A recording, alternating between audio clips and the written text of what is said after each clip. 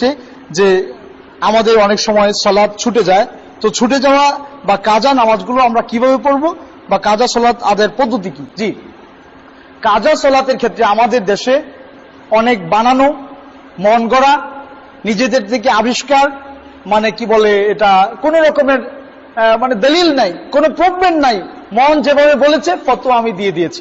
আমি ফতোয়া দিব কোরআন থেকে, অথবা আমি ফতোয়া দিব সহিহ হাদিস থেকে। কোরআনে যদি না থাকে, সহিহ হাদিসে না থাকে, সেটা যত বড় মানুষই হোক, আমি সেটা নিতে পারবো না। আপনারা পারবেন না। আর কোরআনের সাথে যদি মিলে যায়, সেটা রবি ঠাকুর বলেছেন, সমস্যা নাই। সেটা সক্রেটিস বলেছেন, সমস্যা নাই। কোরআনের সাথে মিললে আমি নিতে পারি, কোরআনের সাথে মিললে আমি নিতে পারি। যাই হোক, তো এই যে কাজা সালাতের যে পদ্ধতি, সেটা সহিহ হাদিস অনুযায়ী আমরা জানবো আজকে ইনশাআল্লাহ। আল্লাহ রাসূল বলেছেন, মান নামা আন সালাতিহি আও নাসিয়া, যে ব্যক্তি তার সালাত থেকে ঘুমিয়ে গেল, সালাতের কথা ঘুমিয়েছিল, সালাতের সময় চলে গিয়েছে, আও নাসিয়া, অথবা ভুলে গিয়েছে, বিলকুল খেয়াল নাই যে ও আসরের সালাত পড়ে নাই, মাগরিবের নামাজে দাঁড়াবে, এমন সময় মনে হচ্ছে আসরই তো পড়ি নাই। এরকম হয়, এরকম হতে পারে। এই দুই ক্ষেত্রে ওই ব্যক্তি ফাল ইউসাল্লিহা ইযা যাকারাহা, যখন তার স্মরণ হবে তখনই তার ওই সালাতের ওয়াক্ত। আপনি ঘুম থেকে, আপনি অ্যালার্ম দিয়েছেন মোবাইলে 5:10 এখন ধরেন আপনার ফজরের জামাত আমাদের দেশে পড়ছে, আর আগেই পড়া উচিত, তো 5:10 পড়ছি আমরা। যাই হোক, আপনি 5টা অ্যালার্ম দিয়ে রেখেছেন, কিন্তু দেখা গেল যে আপনি অ্যালার্ম কখন বাজলো আপনি জানেন না, উঠে দেখেন যে 6:30 বাজে। নাউজুবিল্লাহ। তখন আপনি কি করবেন? আর 1 ঘন্টা ঘুমিয়ে নেবেন? না, তখন যখন উঠে গেছেন তখন এই চিন্তা করবেন না যে সূর্য তো উঠে গিয়েছে, আরো 1 ঘন্টা ঘুমিয়ে নেই, তারপর উঠে কাজা পড়বো না। এই কাজা হবে না।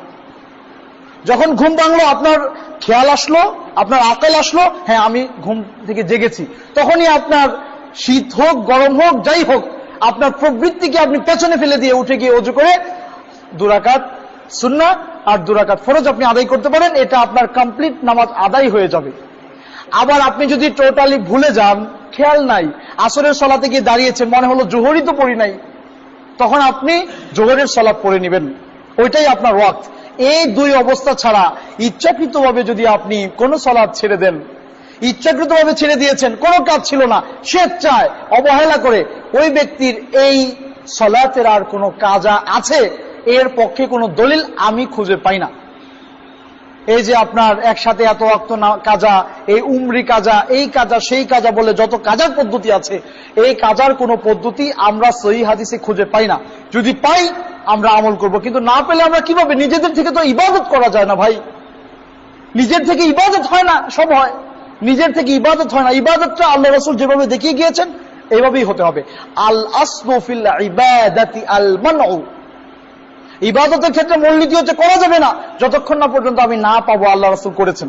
তো রাসূলের যুগে এই সিস্টেম, সাহাবায়ে কেরাম একদম নামাজ ছেড়ে দিতেন, আর মানে 1 দিন 2 দিন 5 দিন 7 দিন সারা জীবন সালাত পড়েন নাই, এরকম কোন সাহাবী কেউ আমল করেন নাই। ওনাদের আমল এরকম ছিল না। আমার এবং আপনার যদি হয়ে থাকে, আল্লাহর কাছে তওবা করতে হবে, বেশি বেশি নফল ইবাদত করতে হবে, দান সদকা করতে হবে, যাতে করে এই যে আমার ল্যাকিংস হলো এটা যেন মানে পূরণ হয়।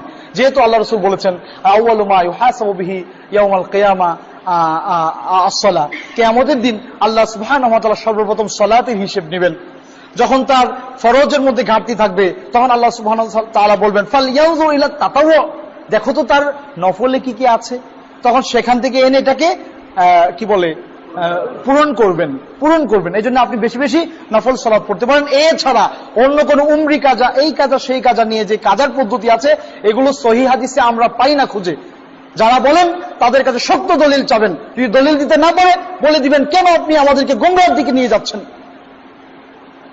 ফামাযা বা'দাল হাক্কি ইল্লা দালাল, হকের পর গোমরাহি ছাড়া আর কিচ্ছু নাই। সরল অঙ্কের রেজাল্ট এক হবে, একরকম হবে, 10 রকম হবে না। নাউজুবিল্লাহ, আল্লাহ আমাদেরকে রহম করুন, আমিন। তারপরে